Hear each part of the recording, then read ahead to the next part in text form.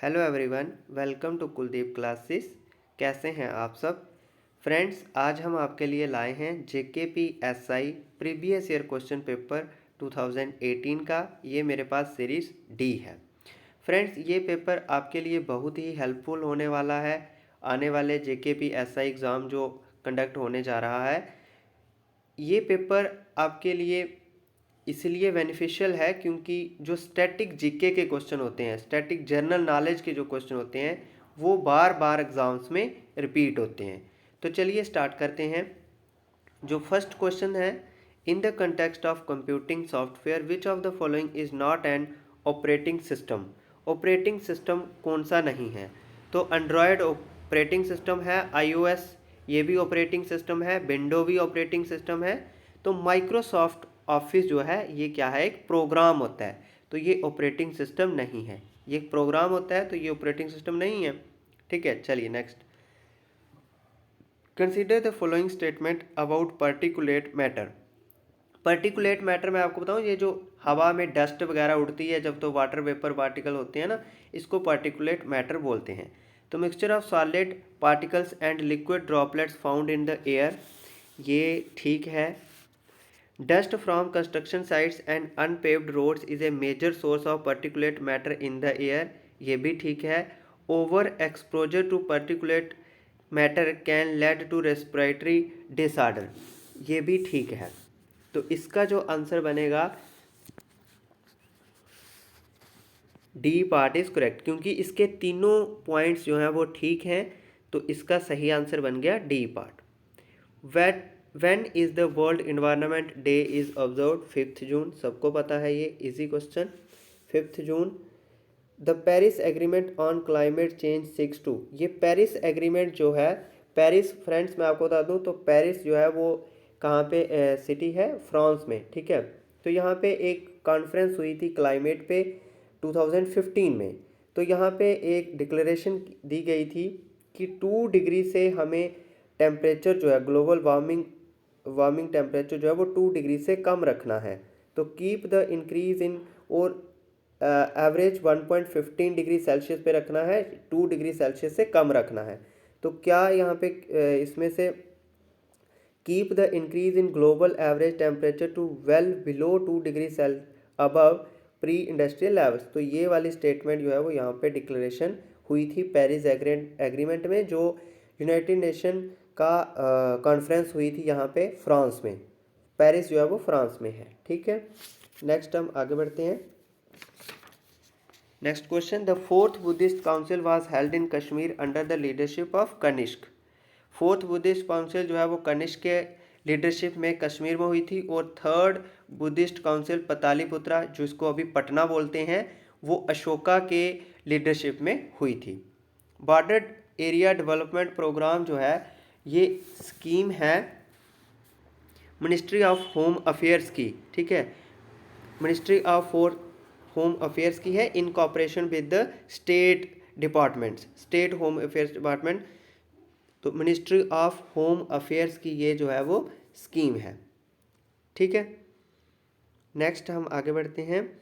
The other things excavation at Ambaran Pambaran sites near Akhnoor have proved that it was associated with Buddhism, क्योंकि ये Buddhism से associated है, क्योंकि यहाँ पे stupas, the location of the stupas is such that allies on the ancient roads from Patna, जिसको पहले ancient times में पतालीपुत्रा बोलते थे, present day Patna Bihar, in India to Taxila.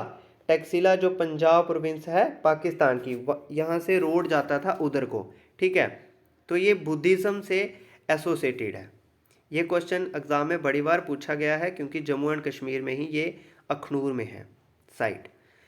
Which one of the following is a renewable source of energy? Easy one question. Renewable source of energy wind कौन सा है? तो wind energy जो है वो रिन्यूएबल सोर्स ऑफ एनर्जी है। Light air is a unit of, light air किसके unit हैं? डिस्टेंस के। ठीक है, light air is a unit of distance. Light air is the distance light travels in 1 year. ठीक है, लाइट एयर क्या होता है? Light air is the distance जो लाइट ट्रैवल करती है 1 ईयर में। तो light year is a measure of distance. McMahon line is mentioned in the context of relation between India and China. ये मैकमोहन लाइन जो है, सर मैकमोहन जो negotiator थे ब्रिटिश इंडिया के, उन्होंने ये नेगोशिएट की थी अरुणाचल प्रदेश के बीच में और तिब्बत के बीच में। तो तिब्बत जो है वो ऑटोनॉमस रीजन है चाइना का ही, तो इसीलिए यहाँ पे तिब्बत और अरुणाचल प्रदेश में ये बाउंड्री लाइन है, तो ये चाइना के साथ इसका आंसर आएगा। Annie Besant formed the home rule league in India based on the pattern of home rule, इसका answer China, home rule movement in Ireland, इसका आंसर है Ireland. This question refers to the history of India, modern history of India. Consider the following statement about Rabindranath Tagore. He composed a number of patriotic songs during the Swadeshi movement. ठीक है. He returned his knighthood to condemn the brutal killing of innocent people at Jallianwala Bagh. ठीक है. जब जलियांवाला बाग का मास्कर्स हुआ था तो उन्होंने अपना नाइटहुड जो उनको मिला था वो उन्होंने रिटर्न कर दिया था, ये भी ठीक है statement. He refuse to expect the Nobel prize, नहीं, इनको जलियांवाला बाग के मास्कर से पहले जो है नोबेल प्राइज़, ये एशिया के फर्स्ट मैन थे जिनको नोबेल प्राइज़ मिला था, ठीक है। He became the first Indian who received the Nobel prize in 1913 for his great writing named Gitanjali. इन्होंने गीतांजलि लिखी थी जिसके लिए इनको, ये पहले इंडियन थे जिनको एशिया में नोबेल प्राइज़ मिला था, ठीक है। 1913 में इनको नोबेल प्राइज़ मिला था, तो ये वाली स्टेटमेंट जो है वो गलत है। तो पहली और सेकंड ठीक है, तो इसका सही आंसर हो गया डी पार्ट। तो इसका सही आंसर हो गया D part. Next question number 13। The famous historical book travels in the Mughal empire was written by Francois Bernier. Francois Bernier ने इस बुक को लिखा था, travel in the Mughal empire.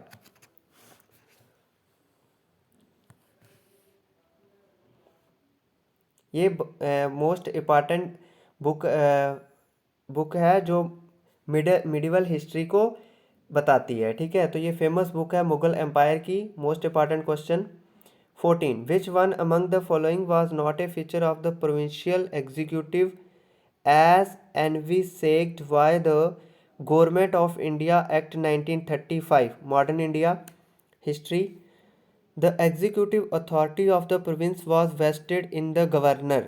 ये पॉइंट ट्रू है। Which there was a council of minister to advise the governor, ये भी point true है। Diarchy established by the Government of India Act 1919 was abolished at the provincial level। Which one of the following was not a feature of the, तो ये जो C है ये भी feature है। The governor could be removed by a veto of no confidence of the provincial legislature. ऐसा कोई point जो है वो 1935 एक्ट में नहीं लिखा गया है, तो ये वाला पॉइंट जो है ये 1935 एक्ट का फीचर नहीं है। मॉडर्न हिस्ट्री से ये क्वेश्चन आया है। Which of the following statement about India unorganised sector are true. Unorganised sector वो होते हैं जो गवर्नमेंट के रूल्स जो गवर्नमेंट के एक्ट्स होते हैं, रूल्स होते हैं, उनको फॉलो नहीं करेंगे, तो उनको हम अनऑर्गेनाइज सेक्टर बोलेंगे, ठीक है। ये इकोनॉमी से क्वेश्चन है। Labour is more in number than that in the organised sector, ये पॉइंट सही है। Job security and work regulations are better in unorganised sector, ये पॉइंट गलत है। ऑर्गेनाइज सेक्टर में जो रेगुलेशंस फॉलो करते हैं गवर्नमेंट के, उनमें जॉब सिक्योरिटी ज़्यादा होती है, तो ये पॉइंट गलत हो गया। They are usually not organised into trade unions, ये पॉइंट ठीक है। ये पॉइंट भी ठीक है, ये पॉइंट भी ठीक है अनऑर्गेनाइज सेक्टर के लिए। तो इसका सही आंसर हो गया which of the above statement is are correct. तो first and third are correct. In India mergers and acquisitions of firms are regulated by. Friends, ये मर्जर्स और एक्विजिशंस क्या होते हैं कि अगर मैं समझा दूं आपको, ये इकॉनमी से है। अगर कोई दो कंपनीज हैं तो वो क्या करेंगी, मिल करके कोई बड़ा प्रोजेक्ट जो है वो लॉन्च करेंगी। तो जो इस तरह के प्रोसेस होते हैं, 2 या 3 कंपनीज मिल करके कोई नया बड़ा प्रोजेक्ट लॉन्च करेंगी, तो ये उसको बोलते हैं मर्जर्स एंड एक्विजिशंस। तो ये जो मर्जर्स एंड एक्विजिशंस होती हैं फर्म्स की, कंपनीज की, उनको कौन रेगुलेट करता है? Competition commission of India. इसका आंसर आएगा B part, competition commission of India. Next question है, share of food in total consumption expenditure has been coming down as per capita income grew over time in last 60 years because people have been purchasing less food. गलत, ये wrong हो गया। People have been preferring non cereal items in their basket. गलत। Growth in food expenditure has been lower than growth in per capita income. Percentage of poor in population has increased over time. ये भी गलत। ये वाला point इसका सही answer है कि हमारी पर कैपिटा इनकम ज़्यादा इंक्रीज हो रही है in comparison to the food expenditure. ठीक है, हमारी इनकम तो बहुत बढ़ गई है, फूड पे तो हम थोड़ा ही खर्च करते हैं, बाकी जगहों पे। तो ये इकॉनमी का क्वेश्चन है, लेकिन ये क्वेश्चन अगर किसी को अच्छे से ट्रांसलेशन करना आ रही है, तो क्वेश्चन समझ आ रहा है, तो ये क्वेश्चन कोई इतना हार्ड क्वेश्चन नहीं है, बेसिक क्वेश्चन है। ठीक है, next question. The only wild ass sanctuary in India can be found as, ये पाई जाती है रन ऑफ कच्छ में। ये मोस्ट इंपॉर्टेंट क्वेश्चन है, बार बार एग्जाम में पूछा जाता है। मैंने आपको पहले ही बताया कि ये पेपर आपके साथ डिस्कस करने का मकसद है कि मोस्ट इंपॉर्टेंट जनरल नॉलेज के जो क्वेश्चन है वो बार बार एग्जाम में रिपीट होते हैं। तो ये question wild ass sanctuary in India, क्योंकि ये जो वाइल्ड एज हैं ये सिर्फ इसी सेंचुरी में पाई जाती हैं, रन ऑफ कच्छ में। ये ओनली वाइल्ड एज सेंचुरी है इंडिया में, और ये सबसे बड़ी वाइल्ड लाइफ सेंचुरी है इंडिया में। ठीक है, तो इसीलिए जो ये वाइल्ड लाइफ सेंचुरी जो है वो मोस्ट इंपॉर्टेंट है, क्योंकि जो इंडियन वाइल्ड एसिस हैं वो सिर्फ इसी वाइल्ड लाइफ सेंचुरी में पाई जाती हैं। तो ये 3 मोस्ट इंपॉर्टेंट पॉइंट हैं, इसीलिए ये वाइल्ड लाइफ सेंचुरी जो है वो मोस्ट इंपॉर्टेंट है, रन ऑफ कच्छ में। कभी कभी इसका ऑप्शन गुजरात भी होता है, तो आप गुजरात में ही पाया जाता है run of Kutch. Pradhan Mantri Ujjwala Yojana is aimed at providing LPG connection to all BPL households. Apart from Costa Rica, the olive ridley turtles also nest along the coast of one of the states of the country, which has recently issued a ban on fishing for 6 months to protect this endangered species. Which of the following is the concerned state? Orissa. ये current affair से question था। ठीक है, Megasthenes visited India during the period of Chandragupta Maurya. Chandragupta Maurya के reign में जो है मेगास्थीन ने विजिटेड किया था इंडिया में। ये 288 to 32 BC। ठीक है, तो इनके ये कौन थे? ये एम्बेसडर थे सेल्यूकस निकेटर के। ये फर्स्ट फॉरेन ट्रैवलर हुए इंडिया में। इन्होंने इंडिया की हिस्ट्री लिखी थी, तो इनको फादर ऑफ इंडियन हिस्ट्री भी बोला जाता है। मेगास्थीन को फादर ऑफ इंडियन हिस्ट्री भी बोला जाता है, क्योंकि इन्होंने एक बुक लिखी थी जिसको क्या बोलते हैं? इंडिका। इंडिया के बारे में इन्होंने एक बुक लिखी थी जिसको बोलते थे इंडिका। तो इसीलिए ये पहले फॉरेन ट्रैवलर हुए जिन्होंने एक बहुत अच्छी डिस्क्रिप्शन जो है वो इंडिया के बारे में हमें दी है, जिस बुक का नाम था इंडिका, और इनको फादर ऑफ इंडियन हिस्ट्री भी बोला जाता है। तो किसके समय में ये इंडिया में आए थे? चंद्रगुप्त मौर्य के टाइम पे। मोस्ट इम्पॉर्टेंट क्वेश्चन है ये KS के एग्ज़ाम में, UPSC के एग्ज़ाम में भी क्वेश्चन पूछा जाता है।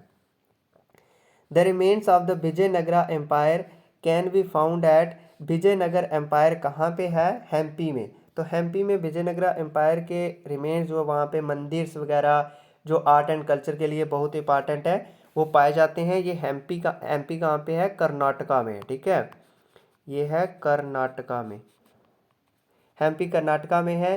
ये इसको यूनेस्को के द्वारा वर्ल्ड हेरिटेज साइट भी एमपी को डेजिग्नेट कर दिया गया है 1986 का। तो ये मोस्ट इंपॉर्टेंट है ये एमपी। और भी जो 4th क्लास के एग्ज़ाम हुए हैं JK SSB के और बड़े एग्ज़ाम हुए हैं उनमें भी यहाँ पे एमपी का क्वेश्चन आया हुआ है। ठीक है, तो क्योंकि ये आर्ट एंड कल्चर्स के भी मोस्ट इंपॉर्टेंट साइट है। Initially an associate of Gandhi, he left the Congress, broke off with Gandhi and launched a radical social movement called the Self-Respect Movement। देखो, जब आप मॉडर्न हिस्ट्री पढ़ते हो तो उसमें जो मूवमेंट्स के बारे में पढ़ते हो कि कौन कौन सी स्वदेशी मूवमेंट हुई, सिविल डिसोबीडियंस मूवमेंट हुई, नॉन कॉपरेशन मूवमेंट हुई, वहाँ पे सेल्फ रिस्पेक्ट मूवमेंट भी आता है। तो वहाँ पे आपको ये क्वेश्चन मिल जाता है। उन्होंने फिर स्टार्ट की थी सेल्फ रिस्पेक्ट मूवमेंट गांधी को छोड़ करके, और कौन थे वो? EVR Naikar.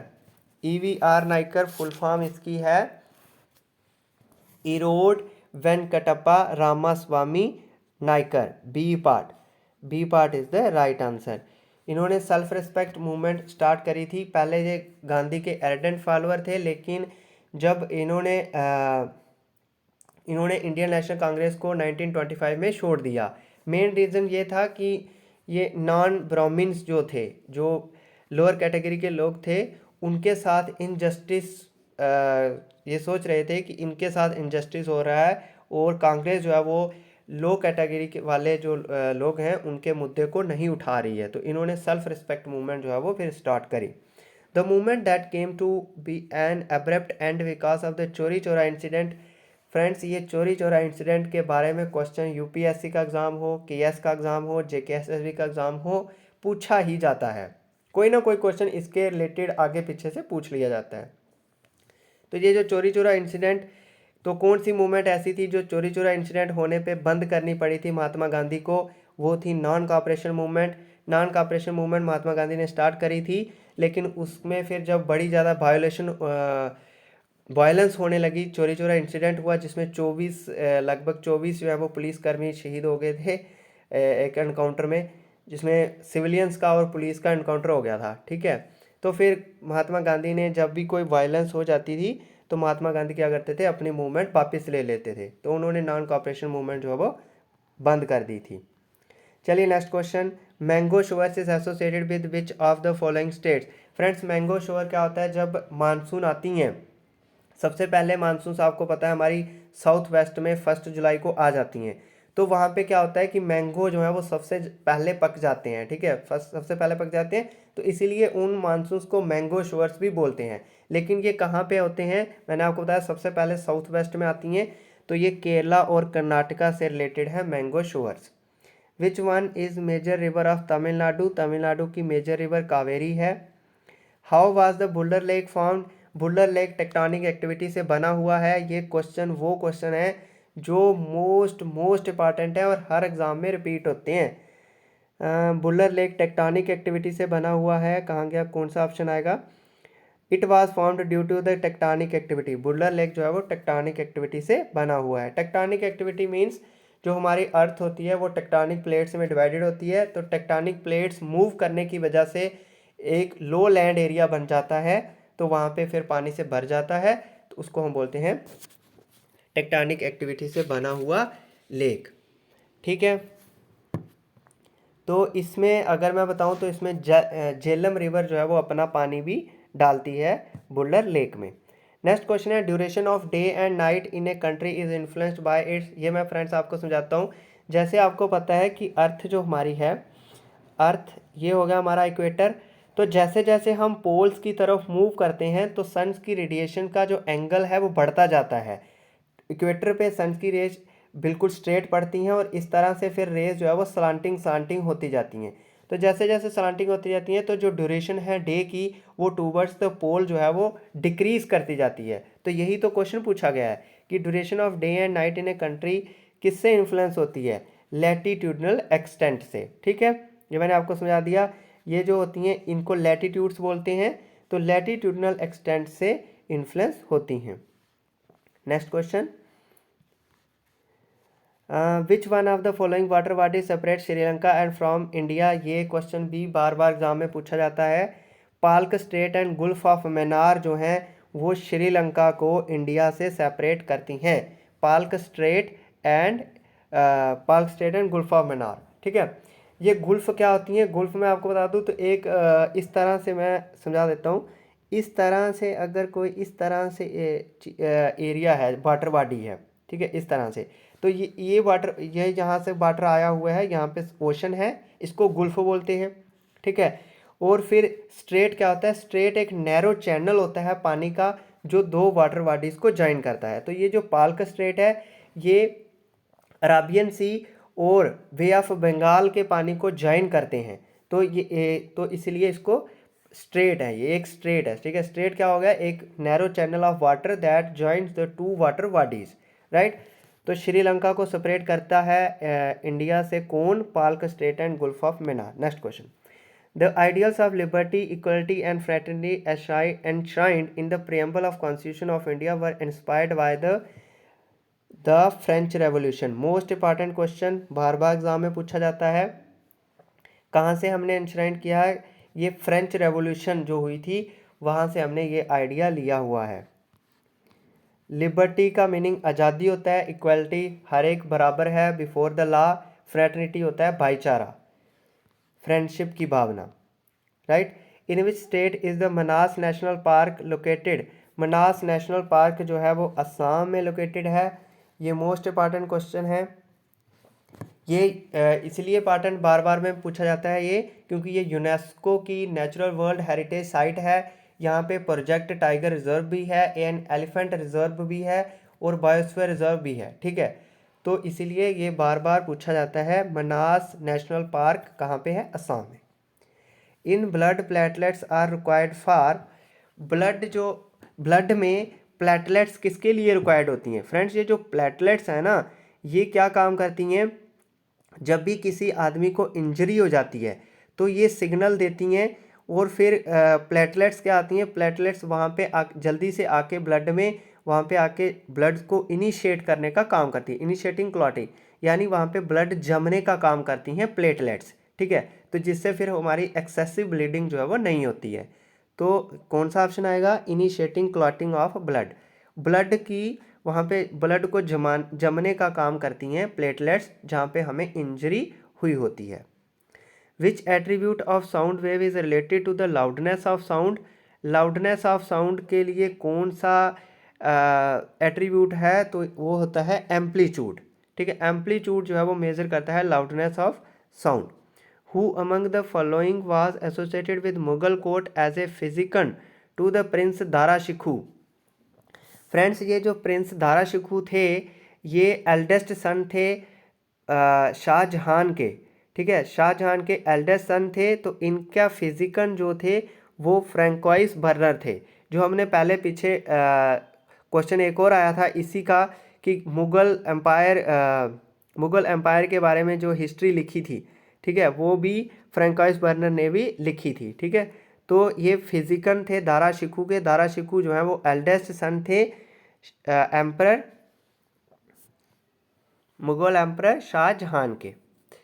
Next question, an emergency under article 352 of the Indian constitution can be declared only during the, देखिए question, failure of constitution machinery in a state, गलत ये नहीं है, फाइनेंशियल इंस्टेबिलिटी ये भी नहीं है, बार एक्सटर्नल एग्रेशन और इंटरनल डिस्टर्बेंस। देखिए ये जो है 44th अमेंडमेंट से पहले जो 44th अमेंडमेंट हुई 1978 में, इससे पहले जो इमरजेंसी डिक्लेयर करने की टर्म थी वो थी बार एक्सटर्नल एग्रेशन और इंटरनल डिस्टर्बेंस। लेकिन 44th अमेंडमेंट जब हुई 1978 में तो उसको इस टर्म को चेंज करके क्या कर दिया गया, वार एक्सटर्नल एग्रेशन और आर्म्ड रिबिलियन, ताकि ये जो इमरजेंसी डिक्लेयर करते हैं जो प्रेसिडेंट वाई अंडर आर्टिकल 352 इसका मिसयूज़ ना हो, तो थोड़ी डेफिनेशन जो है वो और क्लेरिफिकेशन उसकी दी गई। तो अब जो है 44th अमेंडमेंट के थ्रू 1978 में इस टर्म को चेंज करके कर दिया है वार एक्सटर्नल एग्रेशन और आर्म्ड रेबिलियन, ठीक है। तो आपको ये समझना है कि जो ऑप्शंस दिए होते हैं वो मिलते जुलते ऑप्शंस दिए होते हैं। The provision of Indian constitution that most clearly express the power of judicial review is, देखिए जुडिशियल रिव्यू की पावर जो है वो क्लियरली बताते हैं आर्टिकल 32 और 226 आर्टिकल जो हैं ये क्लियरली एक्सप्रेस करते हैं पावर ऑफ जुडिशियल रिव्यू। तो 226 तो यहाँ पे नहीं है, लेकिन आर्टिकल 32 यहाँ पे है। तो आर्टिकल 32 जो है वो एक्सप्रेस करता है power of judicial review. Next question, the SAARC is located, SAARC क्या है? सार्क की फुल फॉर्म है south Asian association, south Asian association regional cooperation, ठीक है, south Asian association for regional cooperation. इसके हेडक्वार्टर्स हैं काठमांडू में। इसके मेंबर्स हैं अफ़गानिस्तान, बांग्लादेश, भूटान, इंडिया, मालदीव्स, नेपाल, पाकिस्तान एंड श्रीलंका, ठीक है। तो ये रीजनल कॉपरेशन बनाए रखने के लिए और व्यापार करने के लिए ये एसोसिएशन बनाई गई है। तो आपको जो जितनी भी एसोसिएशंस होती हैं उनके बारे में अच्छे से पढ़ लेना है। नेक्स्ट हम आगे बढ़ते हैं। प्रधानमंत्री Jan Dhan Yojana has been launched for promoting, इसका सही आंसर था promoting financial inclusion in the country. इस योजना के अंतर्गत क्या किया गया था? फ्री बैंकों में फ्री जो है वो खाते खुलवाए गए थे लोगों के। जैसे आपको पता है कि पहली बार खाता खुलवाना हो तो 500 रुपीज़ लगते हैं, लेकिन वो हमारे खाते में आ जाते हैं, ठीक है। लेकिन इस स्कीम के अंडर फ्री खाते जो हैं वो बैंकों में खुलवाए गए थे और इसका एम था promoting financial inclusion in the country. ये करंट अफेयर से क्वेश्चन था। विच one of the following pairs of states of India indicates the eastern most and western most state? ये क्वेश्चन मैप से है, मोस्ट इजी क्वेश्चन है। ये है आपका अरुणाचल प्रदेश ईस्ट में और वेस्ट में आ गया आपका गुजरात। ये ईस्टर्न मोस्ट और वेस्टर्न मोस्ट स्टेट्स हैं इंडिया की। Consider the following statement, a money bill can be introduce in any of the house of parliament. गलत। The determination whether a bill is a money bill is made by the union cabinet. ये भी गलत, क्योंकि ये bill money bill है या नहीं है इसको डिटरमाइन करता है स्पीकर ऑफ द लोकसभा, और बिल जो है वो इंट्रोड्यूस किया जाता है सिर्फ लोकसभा में। मनी बिल जो है वो सिर्फ इंट्रोड्यूस किया जाएगा लोकसभा में, और वो मनी बिल है या फाइनेंशियल बिल है इसको कौन क्लासिफाई करेगा? Speaker of the Lok Sabha. तो दोनों ऑप्शन गलत हैं, तो आंसर हो गया neither first nor second. Government of India act 1919 clearly defined separation of powers between the judiciary and the executive, the jurisdiction of the central and provincial government, the power of the secretary of state for India and the viceroy। ये वाली तो नहीं clarify करता है। Separation of power between judiciary and executive ये भी clarify नहीं करता है। The jurisdiction of the central and provincial, हाँ 1990 एक्ट में कि सेंट्रल को सेंट्रल की अलग लिस्ट थी और प्रोविंशियल को अपनी लिस्ट जो है वो दे दी गई थी कि आपको इतने इतने सब्जेक्ट दिए जा रहे हैं और सेंटर के बाद ये सब्जेक्ट रहेंगे। तो ये पॉइंट जो है वो 1919 एक्ट में क्लासीफाई डिफाइंड किया गया था। The area known as Golan height sometimes appear in the news in context of, ये भी करंट अफेयर से क्वेश्चन है। ये मैं आपको बता दूं कि गोलान हाइट जो है वो इज़राइल में पाई जाती हैं। तो इज़राइल को जो है अगर अमेरिका वाली साइड्स वाले जो हैं, अमेरिका वाली साइड वाले जो हैं वो बोलते हैं मिडल ईस्ट। तो यहाँ पे जो ऑप्शन के हिसाब से मिडल ईस्ट ही सेट बैठता है, तो इसका आंसर है मिडल ईस्ट, ठीक है। हम इसको मिडल ईस्ट नहीं बोलते, हमारे लिए तो ये इंडिया के लिए जो तो वेस्ट में जाएगा, लेकिन जो अमेरिका, नॉर्थ अमेरिका और साउथ अमेरिका के लोग हैं उनके लिए ये ईस्ट बनता है। तो अकॉर्डिंग टू द ऑप्शंस इसका मिडल ईस्ट ही आंसर होगा।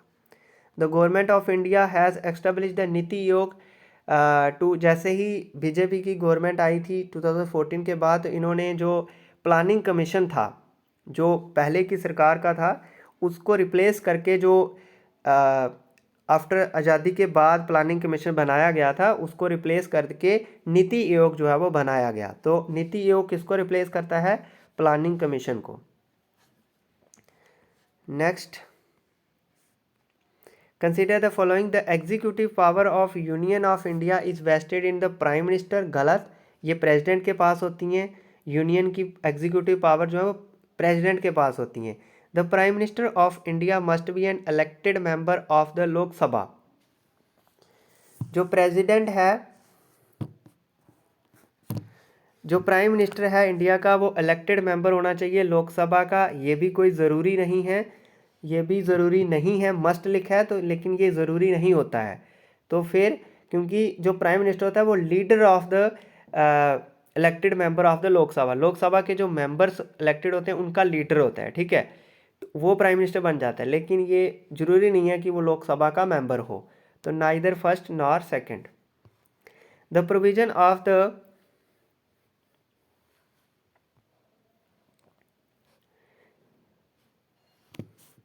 the provision of the 5th and 6th schedule of the Indian Constitution have been made for protect the interest of scheduled tribes। तो इसका ए ऑप्शन ही right answer है। Which part of the Indian constitution enshrine the idea of welfare state.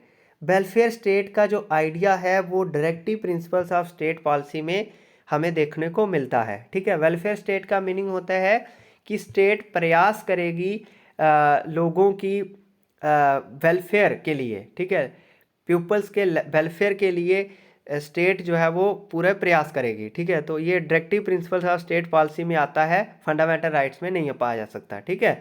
तो ये welfare state का जो idea है ये हमें मिलता है directive principles of state policy.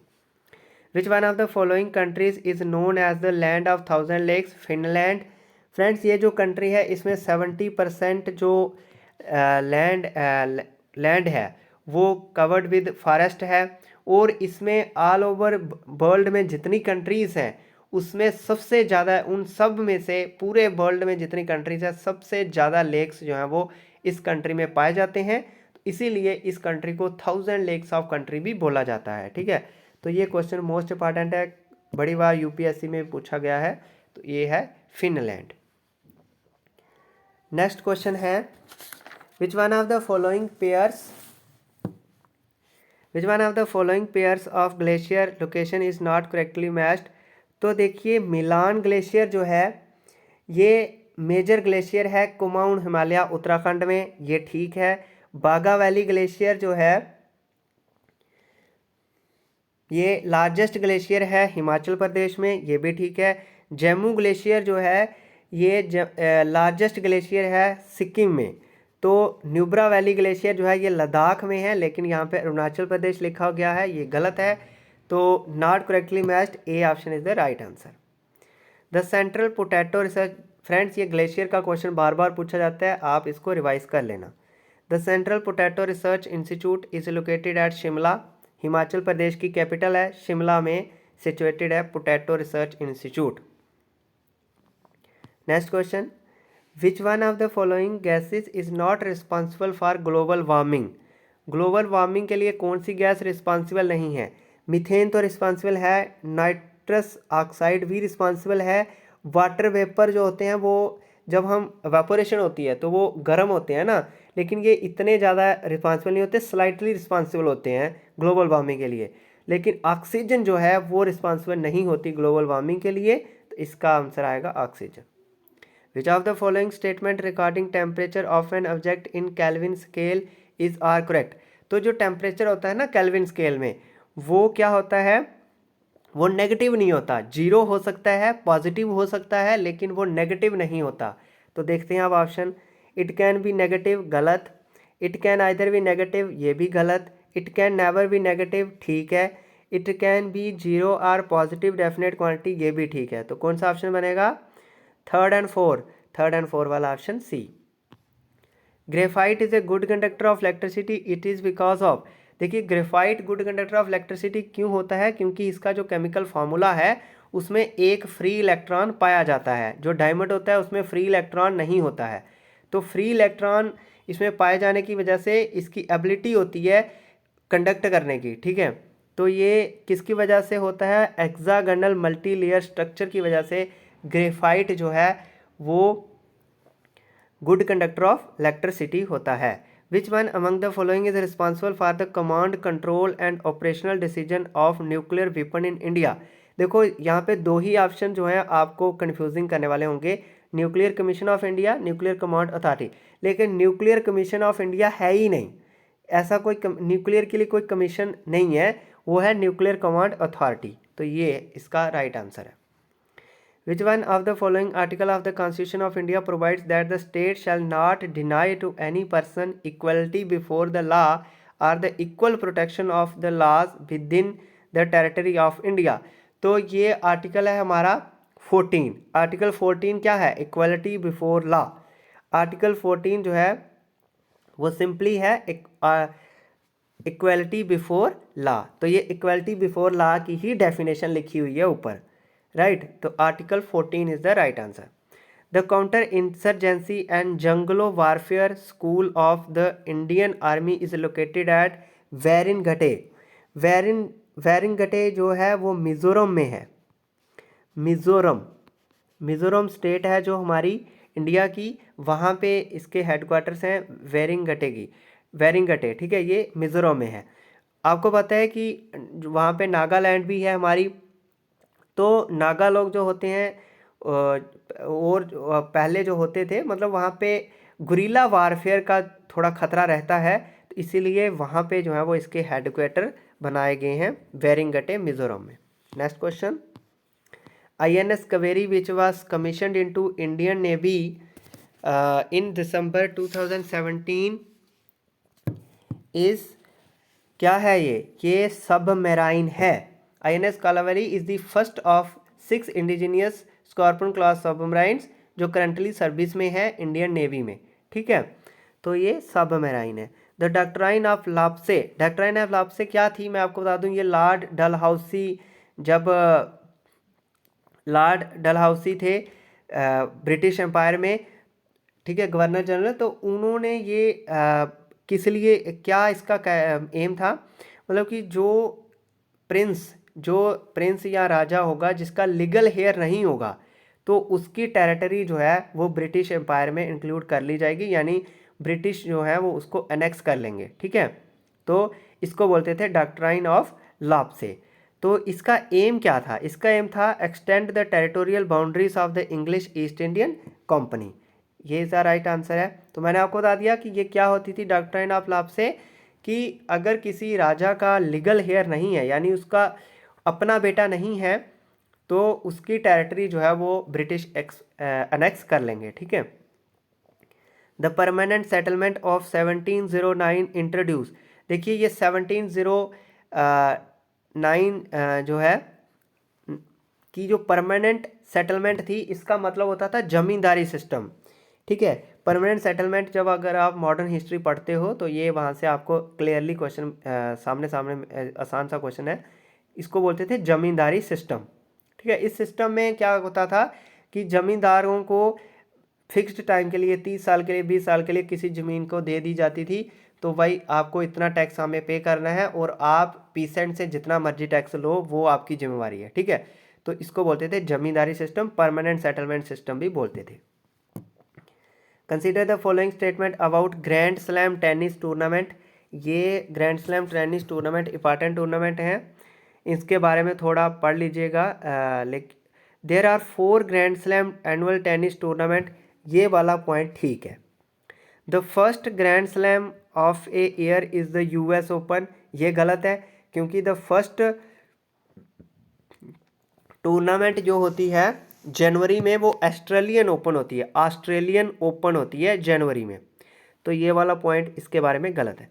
The Australian and the US tournament are played on clay courts, ये वाला पॉइंट भी गलत है, क्योंकि ऑस्ट्रेलियन एंड US जो टूर्नामेंट्स हैं वो प्लेड की जाती है ऑन हार्ड कोर्ट्स, ठीक है, वो कोर्ट्स पे प्ले की जाती है, ठीक है,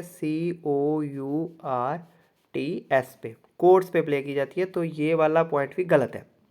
तो इसका ऑप्शन कौन सा बनेगा? Only first is the right answer, only first is the right answer. 60 after diagnosis of डायसिनो in a person the doctor advises the patient iron and folic acid tablets, the person is suffering from anaemia. Person किससे suffer कर रहा था? Anaemia. Anaemia क्या होती है? एक ऐसी कंडीशन होती है आदमी की जिसमें डेफिशिएंसी हो जाती है रेड ब्लड सेल की, ठीक है, रेड ब्लड सेल की, या जिसको हम होमोग्लोबिन बोलते हैं कि ब्लड में होमोग्लोबिन कम हो गया है। तो ये इससे क्या होता है, ये किसकी वजह से होता है? जब हमारे अंदर ब्लड में आयरन और फोलिक एसिड की कमी होती है, तो फिर डॉक्टर जो है वो रेगुलर डोज मेंशन करते हैं हमें आयरन और फोलिक एसिड की। तो ये बीमारी कौन सी होती है? एनीमिया। ठीक है, बाकी की जो क्या ये जो बीमारियां हैं इनके बारे में भी आप पढ़ लीजिएगा, आपको एग्जाम में पूछी जा सकती हैं। Bernoulli principle is based on which one among the following laws. तो ये बर्नौली का प्रिंसिपल जो है वो कंजर्वेशन ऑफ एनर्जी पे बेस्ड है। Conservation of energy. 62 The temperature of water at bottom of a lake whose upper surface has frozen to ice would be around। देखिए जो अगर किसी लेक के ऊपर बर्फ़ है तो इसका मतलब ये नहीं है कि उसके बॉटम में भी बर्फ़ होगी ना, क्योंकि बर्फ़ की जो डेंसिटी होती है वो वाटर के कंपैरिजन में कम होती है, तो बर्फ़ ऊपर तैरती है। तो इसीलिए अगर लेक के ऊपर सरफेस पे बर्फ़ है तो इसका मतलब ये नहीं है कि उसके बॉटम पे भी बर्फ़ होगी। ठीक है, तो बॉटम पे टेम्परेचर जैसे जैसे हम पानी के अंदर अंदर मूव करेंगे तो टेम्परेचर जो वाटर का होता है वो इंक्रीज़ करता है। तो इसीलिए वाटर के अंदर जो टेम्परेचर होगा वो लेक के अंदर का जो टेम्परेचर होगा वो 4 डिग्री सेल्सियस होगा। Taungup pass is a mountain corridor connecting India with Myanmar. ये नॉर्थ वेस्ट जो टाउनगप है ये रखाइन स्टेट है, western most part of Myanmar में। ये एक माउंटेन कॉरिडोर है जो कनेक्टिंग करता है इंडिया और म्यांमार को। ठीक है, ये भी इंपॉर्टेंट क्वेश्चन है। Which of the following Indus valley civilization sites are located in India. Mohenjodaro Pakistan में, हड़प्पा पाकिस्तान में, बाबरकोट गुजरात में। ठीक है, और धोलावीरा भी गुजरात में। तो फिर कौन सी जो है वो इंडिया में हो गई? थर्ड और फोर्थ जो है वो इंडिया में हो गई। ठीक है, थर्ड और फोर्थ हो गई इंडिया में। नेक्स्ट हो गया क्वेश्चन हमारा, नेक्स्ट क्वेश्चन है हमारा the pressure exerted by 760 mm column of mercury at 0 degree Celsius is known as, इसको हम क्या बोलेंगे? 1 एटमॉस्फेयर। क्योंकि 1 एटमॉस्फेयर की जो प्रेशर की डेफिनेशन है वो क्या है? 1 atmosphere is originally defined as the pressure exerted by 760 mm of mercury at 0 degree Celsius. ये 1 एटमॉस्फेयर की डेफिनेशन होती है।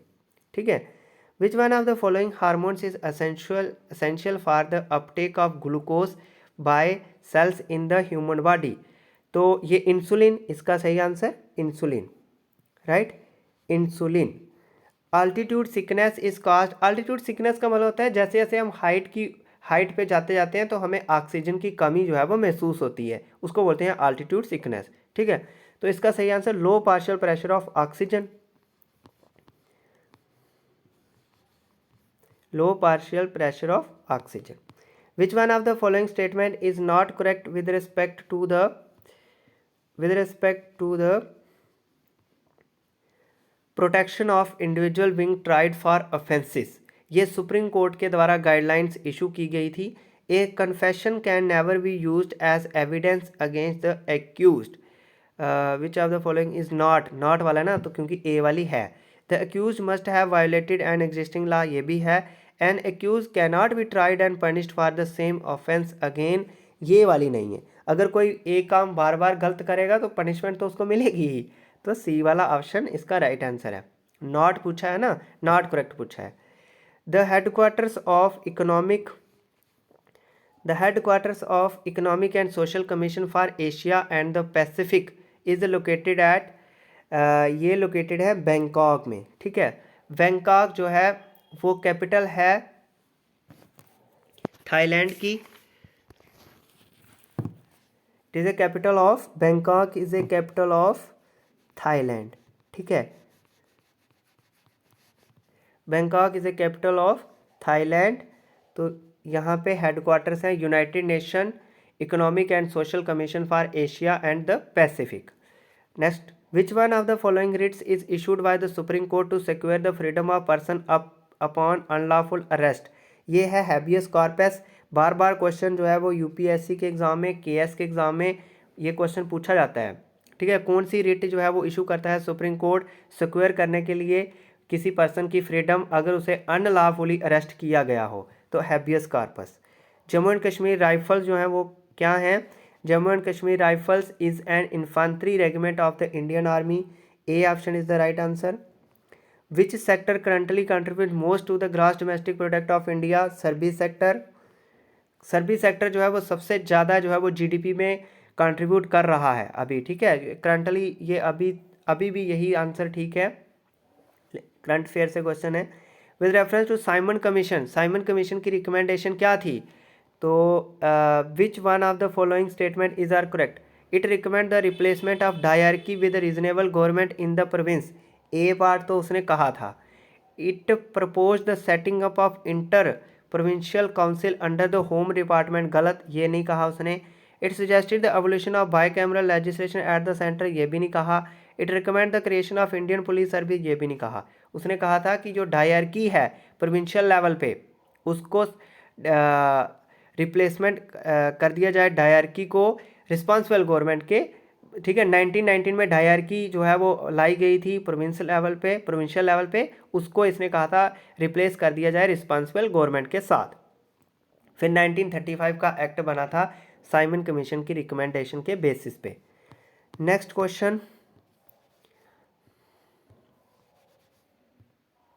क्वेश्चन है consider the following action by the government. Cutting the tax, अगर टैक्स कम होंगे गवर्नमेंट अपना एक्सपेंडिचर ज़्यादा करेगी और सब्सिडीज़ को अबलिश करेगी। तो इन context of economic recession, economic recession होता है जब देश की जो इकोनॉमिक ग्रोथ है वो नहीं हो रही हो, यानी जीडीपी ग्रोथ नहीं हो रही होगी, तो गवर्नमेंट क्या करेगी?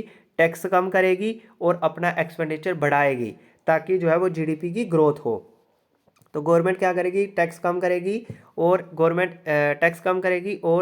गवर्नमेंट स्पेंडिंग बढ़ाएगी। सब्सिडी को बंद नहीं करेगी बल्कि सब्सिडी देगी ताकि जीडीपी की अच्छी ग्रोथ हो, ठीक है। तो फर्स्ट एंड सेकंड जो है वो is the right answer, first and second. Circulatory system जो है वो made up of, circulatory system is made up of veins and arteries. तो वेन्स एंड आर्टरीज तो होती हैं, लेकिन सबसे सही इसका आंसर बनता है blood vessels, heart and blood. तो इसका सही आंसर जो बनता है वो है ये सी वाला, ठीक है। Next, Alps mountains and Himalaya mountains are classic examples of folding type of mountains, ठीक है। सिंपल, ये जो प्लेट कन्वेक्शन होती है इसका मतलब होता है कि दो प्लेट जब एक दूसरे से दूर मूव करेंगी, तो जब एक प्लेट दूर एक दूसरे से मूव करती हैं दूर अवे फ्रॉम ईच अदर, तो रिफ्ट वैली बनती है, यानी एक लो लैंड एरिया बनता है, ठीक है। जो फिर लेक बन सकता है या कुछ भी, एक रिवर वहाँ से बह सकती है। लेकिन ये जो माउंटेन हिमालय और अलप्स माउंटेन्स हैं, ये किसके एग्जाम्पल हैं? फोल्डिंग टाइप ऑफ माउंटेन्स की। ओजोन लेयर जो है वो स्ट्रेटोस्फेयर में पाई जाती हैं। बार बार क्वेश्चन में पूछा जाता है एग्जाम में। विच one among the following rock is a sedimentary rock? तो सेडिमेंट्री कौन सी हैं? शेल जो है, which one among the following is not a sedimentary नहीं है, ठीक है। शेल जो है ये सेडिमेंट्री है, लाइमस्टोन सेडिमेंट्री है, सैंडस्टोन सेडिमेंट्री है। शेल सेडिमेंट्री, और शेल से ही मेटामॉर्फिक रॉक बनती है स्लेट। तो स्लेट जो है वो मेटामॉर्फिक रॉक है, तो स्लेट ही सेडिमेंट्री रॉक नहीं है। C part is the right answer. Which one of the following is the largest source of electricity in India? सबसे ज़्यादा इलेक्ट्रिसिटी 71% जो इलेक्ट्रिसिटी है वो हमारी आती है थर्मल पावर प्लांट से। तो इसका आंसर हो गया थर्मल पावर प्लांट जो है वो मेजर सोर्स है इलेक्ट्रिसिटी के इंडिया में, ठीक है। Next answer, who among the following was associated with the Hindustan socialist Republican association? तो ये हिंदुस्तान सोशलिस्ट रिपब्लिकन एसोसिएशन जो है वो उसके साथ एसोसिएटेड थे Chandrashekhar Azad. Next question, which among the following is the hardest part of our body? हमारी बॉडी का हार्डेस्ट पार्ट क्या है? Enamel of teeth. टीथ के जो एनामल ऑफ टीथ जो हैं वो हार्डेस्ट पार्ट है ह्यूमन बॉडी का। The grassland region of North America is known as prairies. तो फ्रेंड्स, ये जो ग्रासलैंड रीजन होता है इसको अलग अलग कॉन्टिनेंट में अलग अलग नाम से बोला जाता है, ठीक है। जैसे एशिया में इसको स्टीपी बोला जाता है, तो इस ग्रासलैंड रीजन, नॉर्थ अमेरिका में इनको बोलते हैं प्रेरीज, ठीक है। तो ये आप देख लेना, अलग अलग कॉन्टिनेंट में इनको अलग अलग नाम से जो है वो बोला जाता है। ठीक है, पैम्पास बोला जाता है साउथ अमेरिका में, वेल्ड बोला जाता है साउदर्न अफ्रीका में, स्टीपी एशिया में। Similipal biosphere reserve is located in, Similipal biosphere reserve कहाँ पे लोकेटेड है? ये उड़ीसा में लोकेटेड है। ठीक है, इसका नाम सिम्प्लीपल इसीलिए क्योंकि यहाँ पे बहुत ज़्यादा मात्रा में रेड सिल्क काटन ट्रीज जो है वो पाए जाते हैं। Which one of the following does not have an allotrope?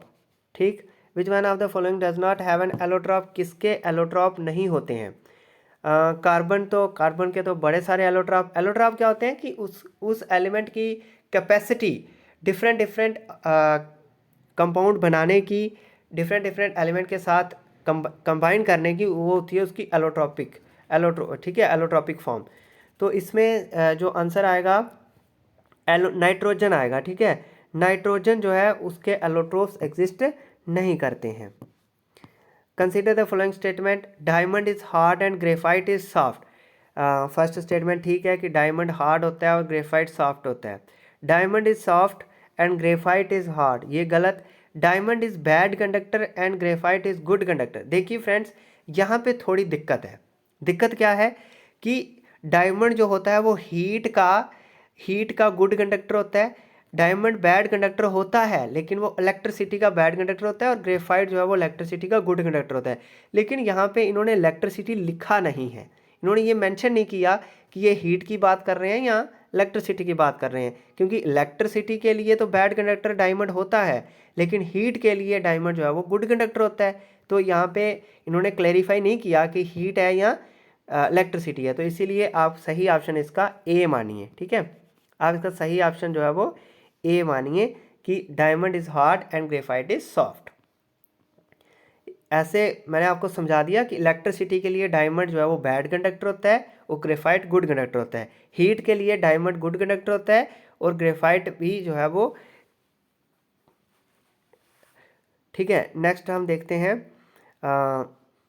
Which one among the following statement about thermal conductivity is correct. Thermal conductivity होती है कि किसी एलिमेंट की हीट कंडक्ट करने की कितनी क्षमता है, कितनी जल्दी वो हीट कंडक्ट करेगा। तो इसका सही आंसर है स्टील, वाटर, वुड। सबसे पहले आएगा steel, water and wood. Next है a body weights 10 kg on the equator at the poles is likely to weigh. देखिए फ्रेंड्स, मैं आपको बता दूं कि जो अर्थ की शेप है वो मैंने आपको बताया था कि पोल्स पे जो है वो फ्लैटेंड है, थोड़ी फ्लैटेंड है, और मिडल से जो है वो बल्क है। यानी इक्वेटर से अगर पोल्स, इक्वेटर से हमें सेंटर ऑफ द अर्थ से पोल पे जाना होगा तो डिस्टेंस जो है वो क्या होगा, कम होगा। लेकिन अगर सेंटर ऑफ द अर्थ से किस पे जाना होगा, इक्वेटर पे जाना होगा, तो डिस्टेंस जो है वो ज़्यादा होगा। ठीक है, तो इसका मतलब क्या हुआ कि बॉडी अगर 10 kg है इक्वेटर पे, तो पोल्स पे उसका वेट डिक्रीज होगा या कम होगा? तो उसका वेट जो है वो बढ़ेगा, मोर देन 10 kg। इसका आंसर आएगा मोर देन 10 kg। ठीक है, next question, which of the following monument was formerly known as all India war memorial. Gateway of India को ऑल इंडिया वार मेमोरियल बोला जाता है। ठीक है, right answer. Next is the which of the following statement regarding the preamble of constitution of India is are correct. देखिए, preamble of constitution of India से related आपको KS में question पूछा जाता है, यूपीएससी में क्वेश्चन पूछा जाएगा, जेकेएसएस में पूछा जाएगा, क्योंकि ये मोस्ट इंपॉर्टेंट क्वेश्चन है। The preamble is an integral part of the constitution, ये वाली पॉइंट ठीक है। The word secular and socialist have been a part of preamble since its inspection, नहीं, जब से प्रियम्बल बनाया गया तब से ये वर्ड नहीं थे। ये वर्ड जो हैं ये इसमें ऐड किए गए थे 42nd अमेंडमेंट 1976 में। 42nd अमेंडमेंट जो 1976 में हुई, उसमें ये दो सेकुलर और सोशलिस्ट वर्ड जो है वो ऐड किए गए।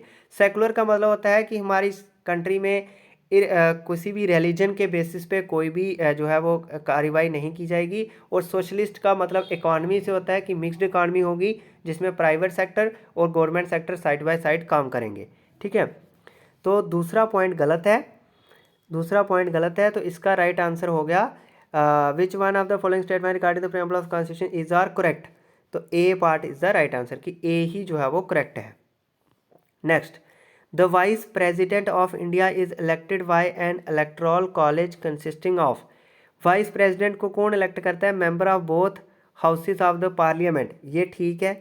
मेंबर ऑफ राज्यसभा ओनली, ये नहीं। मेंबर ऑफ लोकसभा ओनली, ये भी नहीं। Member of both the houses of parliament and the members of legislative assemblies of all states, ये भी गलत है। ठीक है, ये members of the house of parliament जो होते हैं, यानी member of the house Lok Sabha and Rajya Sabha, दोनों के मेंबर जो हैं वो इलेक्ट करते हैं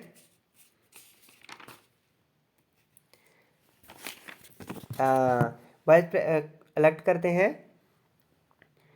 house of members of both Rajya Sabha and Lok Sabha जो हैं वो इलेक्ट करते हैं vice president. Navroz is a festival celebrated in India, कौन सेलिब्रेट करता है? पारसीस, क्योंकि ये पार्सियन न्यू ईयर है। ठीक है, नवरोज जो है वो एक पर्सियन न्यू ईयर है। ये कब होता है? ये मनाया जाता है 21 मार्च, 21 मार्च को ये मनाया जाता है। ठीक है, तो ये पर्सियन न्यू ईयर है नवरोज। नेक्स्ट हो गया, of which significant event of the freedom struggle was the 100th anniversary monthly commemorated. ठीक है, रिकेंटली कॉमरेटेड, तो किसकी 100th एनिवर्सरी जो है वो, ये करंट अफेयर से क्वेश्चन है लेकिन ये मैं आपको बता दूं, तो ये जो चंपारण सत्याग्रह है ये 1917 में स्टार्ट हुआ था। ठीक है, 1917 में स्टार्ट हुआ था। तो ये पेपर आपका 2018 का है, तो ये लगभग 2017 रिकेंटली पीछे का करंट अफेयर का क्वेश्चन है। तो ये चंपारण सत्याग्रह से क्वेश्चन रिलेटेड है। ठीक है, नेक्स्ट क्वेश्चन है, नॉर्मल तौर पे जो पार्लियामेंट है वो लेजिस्लेट कर सकती है on subjects commemorated in the union list. ठीक है, नॉर्मली कर बोथ इस पे भी कर सकती है, नहीं। तो नॉर्मली यूनियन लिस्ट पे ही एक कंकरेंट लिस्ट होती है, उस पे भी पार्लियामेंट लेजिस्लेचर कर सकती है, लेकिन वहाँ पे ऑप्शन नहीं है, तो यूनियन लिस्ट इसका सही आंसर है। What is the missing number of the series? देखिए सीरीज़ में मिसिंग नंबर क्या सा है? इस सीरीज़ में अगर आप देखो तो पहले में 6 ऐड करो तो 13 हो जाएंगे, फिर 8 ऐड करो +6 करेंगे, अगर हम +6 करेंगे, फिर हम +8 करेंगे, फिर हम +10 करेंगे, तो ये सीरीज़ जो है वो ठीक चलती है। ठीक है, तो फिर पहले में 6 करें 13 आएगा, फिर 8 करेंगे 21 आएगा, तो सही ऑप्शन इसका आ जाएगा 13।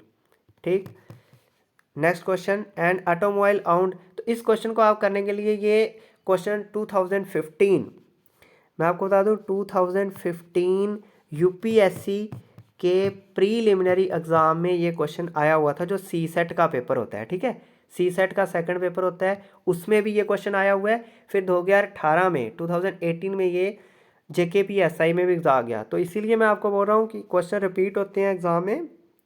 ये तो मैथमेटिक्स का क्वेश्चन है, ये नहीं भी रिपीट हो सकता है। तो इस क्वेश्चन को करने के लिए देखो ये इतना प्राइस है और इतना उसने लीटर खरीदना है, तो इसका कितना पैसे लगेंगे? 2400।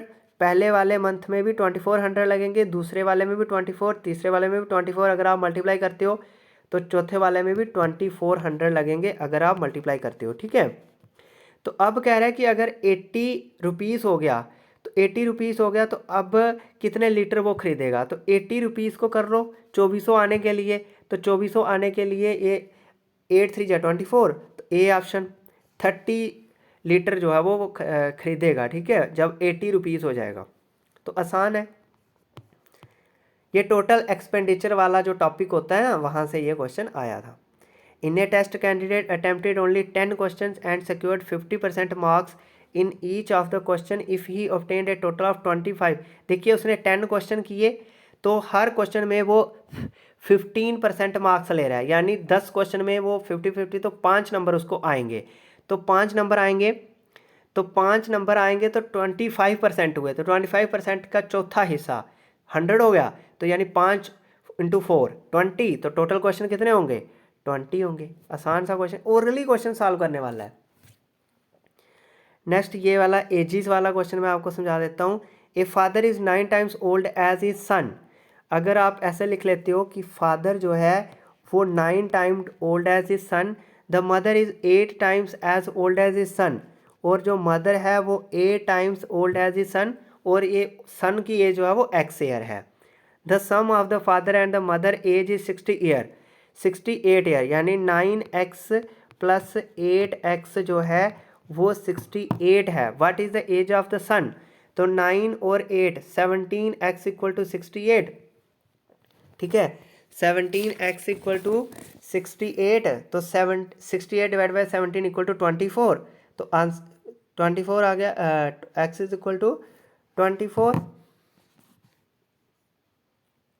सॉरी 4 आएगा। 17 4 जा 68 होते हैं, ठीक है।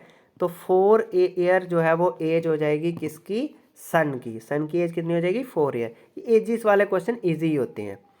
अब each of A B C and D has ₹100। अब ए के साथ भी 100 है, बी के पास भी 100 है, सी के पास। देखो ए पेज ₹22 भी, ए ने 20 दे दिए बी के। अब ए के पास 80 रह गए, बी के पास हो गए 120। अब बी ने 10 दे दिए सी को, तो सी के पास कितने हो गए?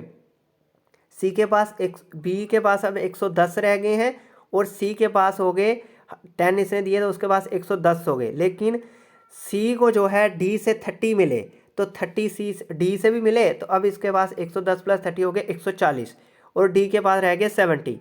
तो अब सबसे ज़्यादा सी के पास ही है 140, तो सी जो है वो रिचेस्ट हो गया। ओरली क्वेश्चन सॉल्व हो जाएगा। अगर आपको समझ नहीं आ रहा है तो आप इसको रिटर्न में लिख सकते हो मेरे साथ साथ। Ram and Afzal start from the same point in opposite direction. देखिए ये पॉइंट है, ठीक है। एक ने इधर स्टार्ट किया, एक ने इधर स्टार्ट किया। ये 1 किलोमीटर चले, फिर ये इधर मुड़ेगा, ये इधर मुड़ेगा 1 किलोमीटर, फिर 1 किलोमीटर, फिर ये 1 किलोमीटर इधर आ जाएगा, ये 1 किलोमीटर इधर आ जाएगा। तो आफ्टर 3 किलोमीटर ये मीट कर जाएंगे। तो कौन सा सही ऑप्शन? बी, कि they meet after each has travelled 3 kilometre. ये भी इजी क्वेश्चन है। They meet after each has travelled 3 kilometre. The equal glasses of the same type are respectively 1/3 and 1/4 of milk. देखिए अगर इसकी वाटर की capacity, एक हम वाटर ले लेते हैं और एक हम मिल्क ले लेते हैं। वाटर की आ जाएगी, मिल्क की दी हुई है 1/3 प्लस 1/3 प्लस 1/4, ठीक है। और वाटर की कितनी हो जाएगी? इधर बचे हैं 2/3 प्लस इधर बचे हैं 3/4, ये वाटर की हो गई। तो ये सॉल्व करके ये दोनों अगर हम सिंप्लीफाई करें, अगर हम इनको दोनों को सिंप्लीफाई करते हैं तो एक बनता है हमारे पास 7/12, ये वाला बन जाएगा, और ऊपर वाला बन जाएगा हमारे पास 9/12, ठीक है। वाटर वाला बन जाएगा हमारे पास,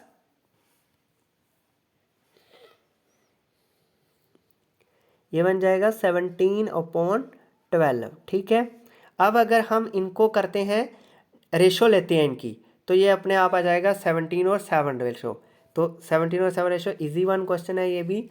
तो 17/7 रेशो इसका सही आंसर हो गया। A rectangular field has to be fenced on 3 sides having one of the sides of 20 feet uncovered. देखिए एक रेक्टेंगुलर फील्ड है जिसकी एक साइड जो है वो 20 फीट अनकवर्ड करनी है, फैंसी, यानी उसको जो भी कवर करना है वो नहीं करना है।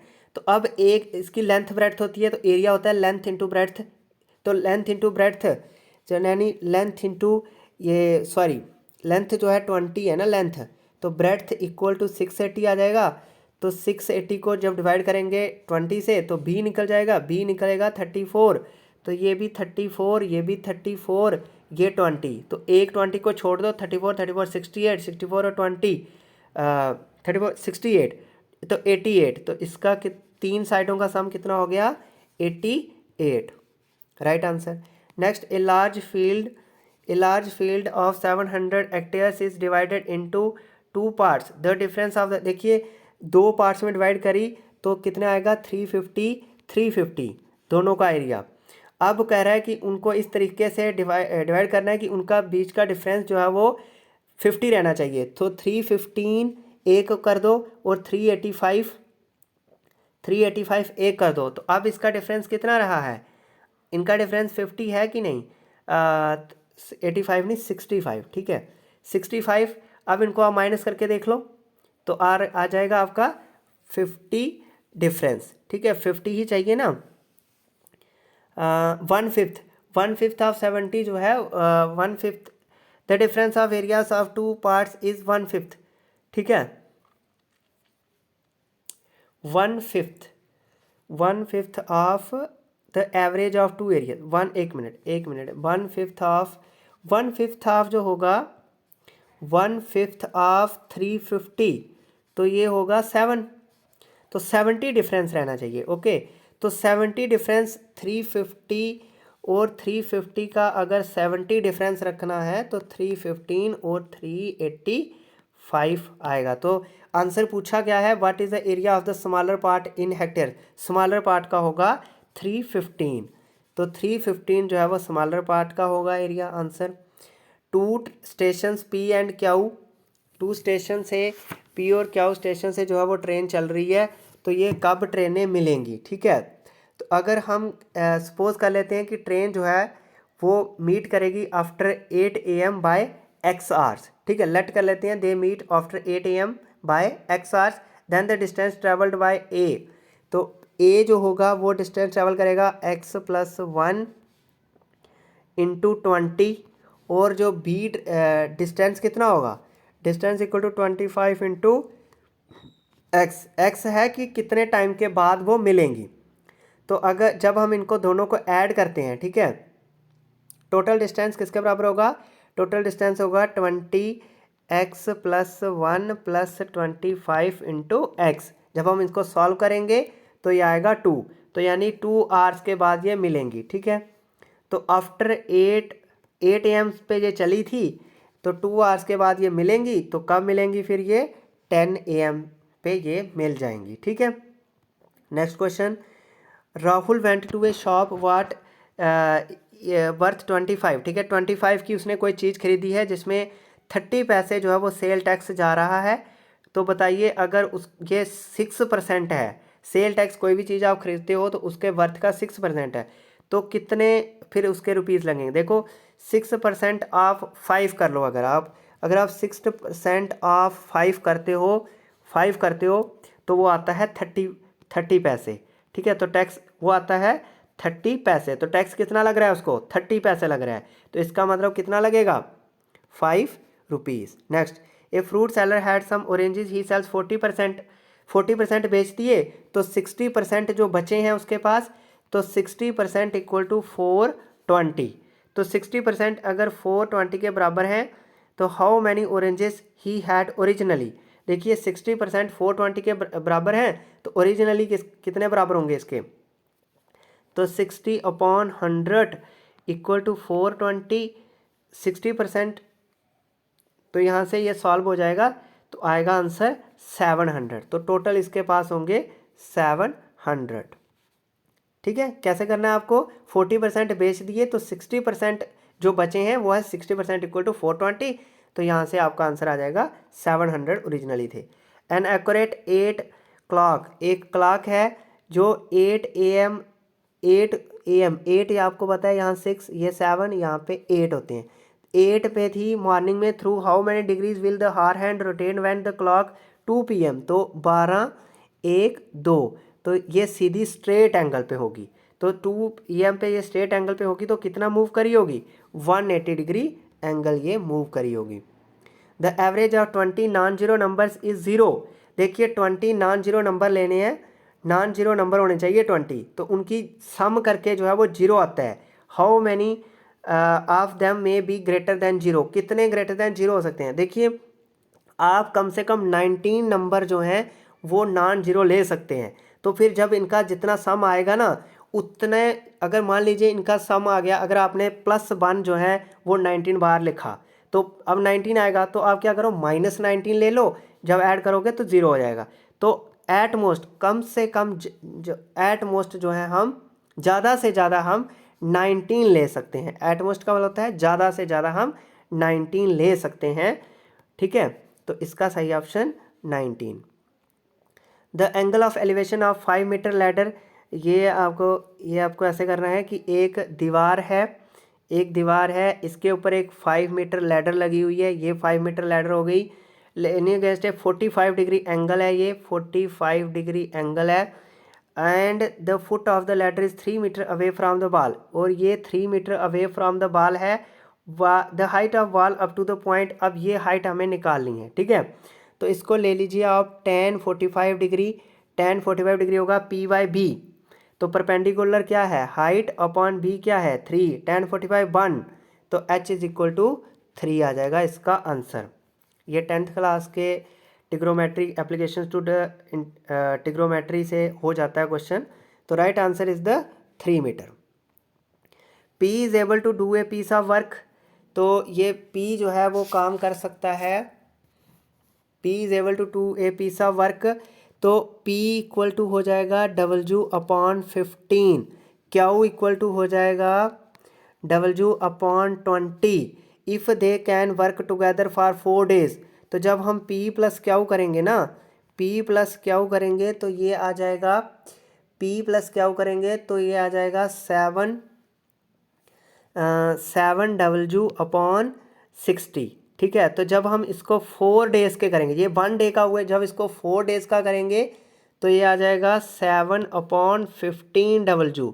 अब कितना बचा, 8 बचा कि नहीं बचा, 7 + 8 होते हैं ना 15, 7 + 8 होते हैं 15, तो 8/15 बच गया।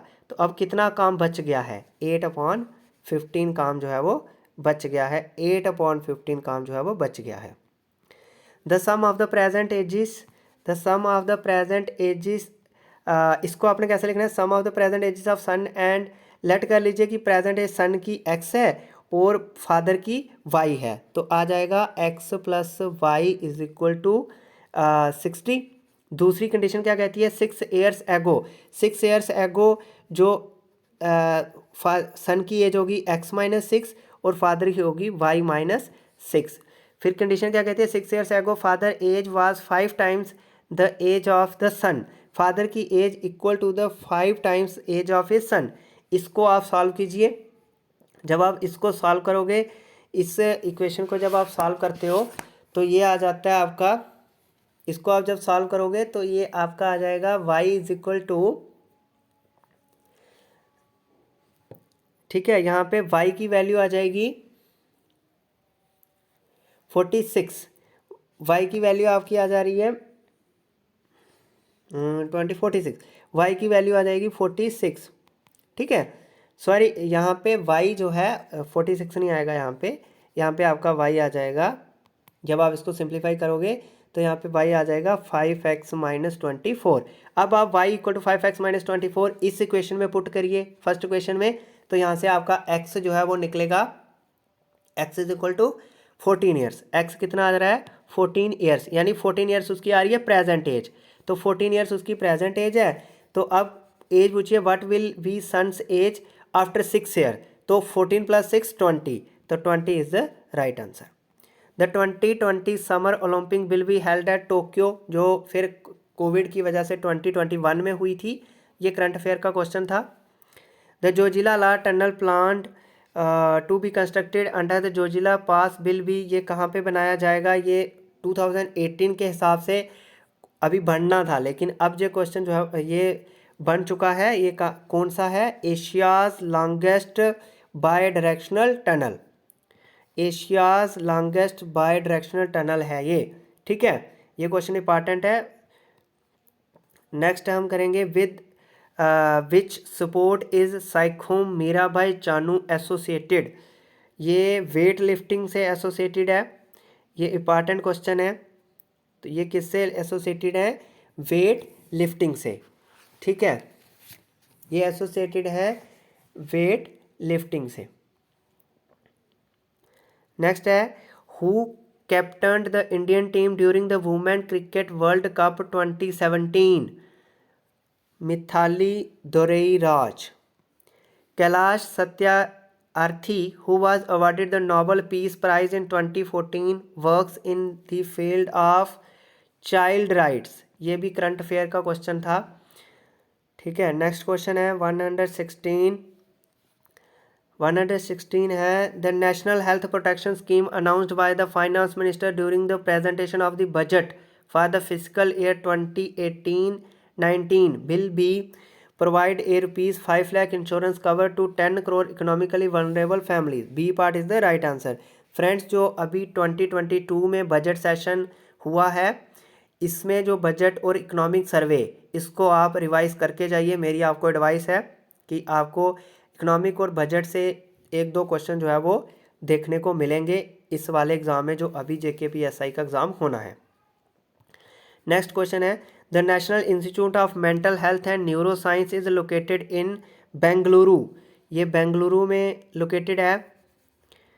Which of the following is not correct with respect to the Kalhana's Rajatarangini. ये special reference, history special reference JNK से है। The subject of the book deals with various dynasties that ruled India Kashmir.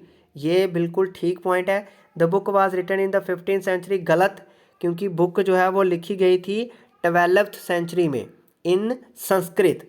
It was written in Sanskrit, ये ठीक है। It is an most important source of information about early Kashmir, ये भी ठीक है। लेकिन बी पार्ट जो है वो इसका गलत है, क्योंकि ये 12th सेंचुरी में लिखी गई थी। 15th सेंचुरी में इसको मुगल एम्परर के द्वारा जो है वो पर्सियन में ट्रांसलेट कराया गया था। Consider the following statement about bitcoin. Bitcoin is a crypto currency, ठीक है ये भी statement. It is the first decentralize digital currency, ये भी ठीक है। The system works as peer to peer network called the block chain, ये भी ठीक है। Which of the above statement are correct. ये तीनों स्टेटमेंट ठीक हैं, तीनों स्टेटमेंट राइट हैं, तो सही ऑप्शन हो गया D part. Sultan Zain ul Abidin who ruled Kashmir during the 15th century was also known as, इनको बोलते हैं बुडशाह। तो फ्रेंड्स, ये था आपका पेपर JKPSI 2018 का कंप्लीट हो गया। और जल्दी ही हम और जो प्रीवियस ईयर क्वेश्चन पेपर हैं इसके रिलेटेड जो आपको हेल्पफुल रहेंगे JKPSI एग्ज़ाम को क्रैक करने के लिए, उनको भी हम लेके आएंगे। तो फ्रेंड्स, अगर आपने हमारे चैनल को सब्सक्राइब नहीं किया है तो चैनल को सब्सक्राइब करें, और फिर मिलते हैं आपके साथ एक नई इंपॉर्टेंट क्लास के साथ। तब तक के लिए बाय बाय।